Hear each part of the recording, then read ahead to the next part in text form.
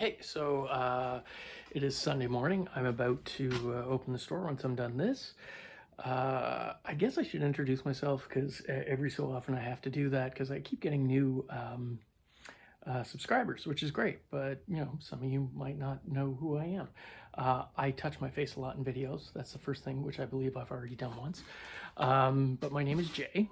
I have a retail store, brick and mortar retail store, that I sell collectibles, vintage pieces, vintage clothing, records, comic books, toys, glass, pretty much anything that has nostalgic value. I have flogged it. So yeah, I've been here for 18 years now, which is a long time for a brick and mortar store. Touch my face again. And I started selling on eBay in 1998, primarily cards and paper ephemera and things like that. And I've been doing this my whole life. My parents started collecting in the late 1970s, and I got dragged along to every antique show, collectibles show, nostalgia show, antique shop, flea market, all over the eastern seaboard of the United States, Ontario and Quebec, even went over to England. Because we collected tobacco cards, and that was sort of the primary place for that at the time. So yeah, the store I should mention is in Dunnville, Ontario. So anyways, now that I've given all that, yesterday I went garage selling, and it was an okay day. I was done the ones in my town here by about 8 o'clock. And I was ready to just sort of head home, and I bumped into another person who has a brick and mortar store here. You should go check them out if you're in Dunnville and you're coming to Time Capsule. Head just down the street, literally less than a block, is Griffin's Vintage Market. Lovely people, great stuff, good prices. You should really check it out as well. But the lady who owns that saw me, and we chatted, and she said, "Hey, have you seen over in Wainfleet," which is, 15 minutes away, they're having like lots of garage sales. So it was their town wide, and I did not know that. She told me to look it up, and there it was. So I headed over to Wainfleet, and I hit about 15, maybe 20 more garage sales before I had to come back and open up the store. And I managed to get some stuff, primarily records, lots of records, and a few other fun treats. I've got a breakfast sandwich waiting for me just over here behind the camera. You can't see, so I'm just going to go switch straight on to the video of the stuff. Enjoy. Okay, so yeah, you can sort of see what I got here. It's mostly records. And again, super excited whenever I come across any records. And today I hit 2 garage sales that had records, and I bought them all. Well, not all. One I bought them all. The other one I bought quite a bit at. Funny thing is, we'll go through these ones first. This stack over here was around $100, and this stack over here was 75. So I can't really complain about that. But this one, it's actually, they're collectors. And it's funny, they used to come into my store like many years ago, because I closed the store for a couple of years when my son was born, just stay home with him, and until he got into school, and they didn't know they reopened again. So 9 years later I see them, and they're selling off doubles and things that don't interest them anymore, which is how I get a lot of my records now, as opposed to the way it was before, which was thrift stores, garage sales, estate sales, stuff like that. Now, if I want good records, usually it is from collectors downsizing, which I'm okay with. So for the most part, I think there's 32 records here. A bunch were $2, and then the other ones were $5, and then they sort of, in the end, just said, call it $100 from all, and I was perfectly happy with that. I've already got this, so this one will eventually make its way out in the store, but Leonard Cohen's new Skin for the Old Ceremony, and it's not the, I think it's the second cover variant, because the first one, they didn't like the fact that it had breastises on it. So yeah. Ronnie Hawkins, this is a US pressing. I actually only have Canadian ones of this, so it's really cool to pick this one up, and it's a nice stereo copy too. David Bowie Live 2 LP set. This is Big Brother and the holding company featuring Janis Joplin before it switched around, whereas Janis Joplin solo stuff, even though Big Brother and the holding company was still playing. But this was originally released on the Mainstream record label. And but this is a later reissue on the Columbia. Still, people, it's great. The one record that everybody asks who's interested in Righteous Brothers, this is the one record they ask for, so it's great to have that. This I just bought because I'm like, damn, that is some fun. Look at those jackets. I just look at those, all of them. Yeah, that's it. Turns out, I mean, I know it to be sort of funky soul. It's also sealed, so can't complain about that. Billy Paul, everybody knows Me and Mrs. Jones, but his other records are great too, so that was worth picking up. This is an early MGM label of Hank Williams, Moanin' the Blues. Can't go wrong with Hank. And there's another one, it's an early MGM yellow label, mono, really nice. Temptations, I'm not familiar with that record actually. I own a lot of Temptations, but not that one. Bill Haley, Best of the Everly Brothers. I think for the most part, it's the ones that were like this would have been a $2 one. Guitaro. This is actually kind of good. Davy Jones, for those of you who don't recognize him, lead singer of the Monkees, or he eventually would be. But he did a solo release here on Cold Picks, and I think this is the U.S. pressing of it. Ahmad Jamal, great pianist. Ahmad Jamal. Gang of Reinhardt, which is just, I mean, this is a later issue in the 60s on Reprise, I think it is. Yeah, U.S. pressing, I believe, too. Great. Wes Montgomery, man, like, guitar player extraordinaire. Wes is like, yeah, he's everything. And I love every Wes record. I don't have this one, so this one will be staying with me. I have this. His version of California Dreaming is, oh, it's so good. And then you can't go wrong with George Benson on anything, and Earl Klugh is, yeah, that's a great record. Oh, Sweet Aretha. The History of Otis Redding, this is a double one on the Stax Volt record. This one here is Supertramp indelibly stamped, and I'm going to pass over that for obvious reasons really quickly so that Facebook doesn't, you know, do the whole thing about, again, nakedness. Sheer Heart Attack. This one has some damage on the back. Clearly it's been wet at some point, but it's Dick Dale. And it's tough finding Dick Dale, especially like pre-Capitol releases like this. That's a nice setup. Sonny Terry and Brownie McGee, Great Blues. Another one, Sonny Terry. That's on the Marble Arch, so it's probably just a collection of reissues, but it's always worth picking that up. A U.S. pressing of the Hollies Bus Stop. Man, I love the Hollies. Like the harmonies that the Hollies, they don't get the due that they should. And the Beau Brummels, Volume 2. Now, these are probably going to stay in my collection because I only have Link Ray reissues. So it's nice to get a couple of originals, although they are later. Look at him. Look at that. He still looks solid. All leather, rocking out. I mean, Link Ray was everything. So, yeah, so for those 32, is that what I said?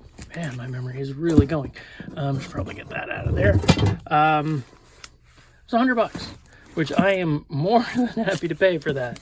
And I said, it's stuff for the store and stuff for my own collection, which is, for me, a win-win. Now, this one over here, I was going through the box, and I think he had $3 or $4 a piece on them. And I was going through, and he said, if you want the whole box, you can have it for $75. And I just said, okay, not going to argue. Now, the covers aren't in the greatest condition. A lot of them some of them are beat like this one. Some of them are just dusty, but there's some interesting pressings in here. And because I live in a town, or this whole region, because this was outside of my town, this was in the Waynfleet area. There are a lot of dairy farms and a lot of Dutch heritage. So a lot of people who came over from the Netherlands, and some of them brought their record collections with them. And inside here, you'll see some stuff. Just interesting to have different pressings, which I kind of enjoy. So this Axis Bold as Love is in there. and it's the gatefold. It'll clean up. It's not ever going to be like a near mint pressing, clearly not, but it'll be somebody who just, wants to have a copy entry level, because I know there are stores who all they have is pure mint copies, and there are people that's all they want in their collections, and I totally respect and understand that. I don't collect that way. I also tend to think that for a lot of things, a near mint pressing of this now is out of the range of most beginning collectors. And so I like to have some stuff in there that still play through, maybe some background noise here and there, but the people get to have the record, and then maybe later on they can decide they like it so much, and then they can drop the major money. So I like to try and get all different kinds of condition in. Obviously, if it doesn't play or is too poor, it just gets tossed. But yeah, there's my little spiel on that. Anyways, so also in there, in the back, was Are You Experienced? And somewhere, you can see these are pretty dirty. There's a little mark there on that one. Actually, that shouldn't be too bad. I've got a cleaner. I'll just clean that right up. Floyd's Wish You Were Here, again, in rougher shape, but still, entry level. Sgt. Pepper's Stereo Canadian. It has the inserts in it. This is Gordon Lightfoot. It's on Sunset, but I got a feeling, yeah, this is one of the ones, that's Dutch pressing. So that's kind of cool. Dusty cover. See that? That'll come off. Baby wipe. Problem solved. Aftermath, the Stones. Hendrix's Crash Landing. I want to say this one. No, that's Canada. Blue Oyster Cult. This is a Pickwick thing with Beck, Clapton, and Page. A sort of a reissue. Stones, Some Girls. The Beatles, also known as the White Album. It has the poster in there. You can see it peeking out.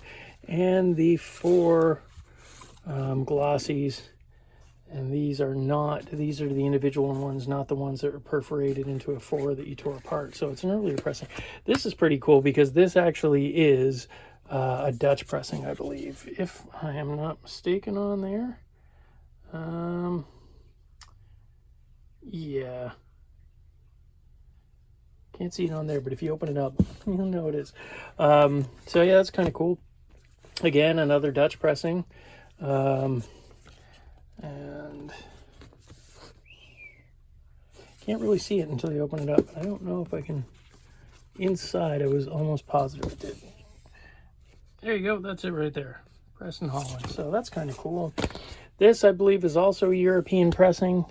On Pickwick. That might be UK, but it's got a Dutch price tag on there.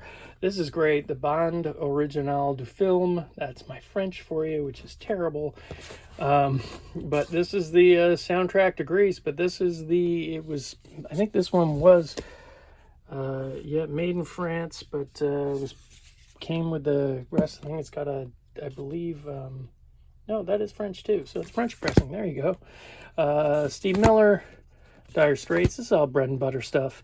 That's a bit rough copy of December's Children. Joni Baez. I think that is actually Dutch as well. Certainly not North American. The Beatles live at the Star Club, and this is Dutch as well. Needs a good wipe down. Another Dutch pressing there, which is kind of cool. The Animals. Heart, that's Canadian. No, it's not. That is also Columbia Pictures, Arista, London. So it's a UK pressing.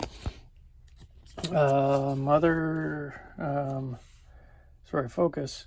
And yeah, there it is. Dutch again. 2 Grand Funk coins. I know somebody who's going to want one of those because when I showed one the other day, I had to tell them it was already gone. Butterfield Blues Band. Ian Thomas, good Canadian boy. Bobby Gentry. Oh, I love Bobby Gentry so much. And this is just fun. I'm sorry, but Barry Manilow picture disc? Yeah, I'll take that. It's going up on the wall. Rocco, which I'm not super familiar with. This is a Canadian compilation of a lot of Canadian artists that were on the Daffodil label. So it's like a Foot in Cold Water. Cochrane, who is or became Tom Cochrane. Some of the ones I'm not like super familiar with. The Spirit of Christmas, which I think is a Bob Bryden.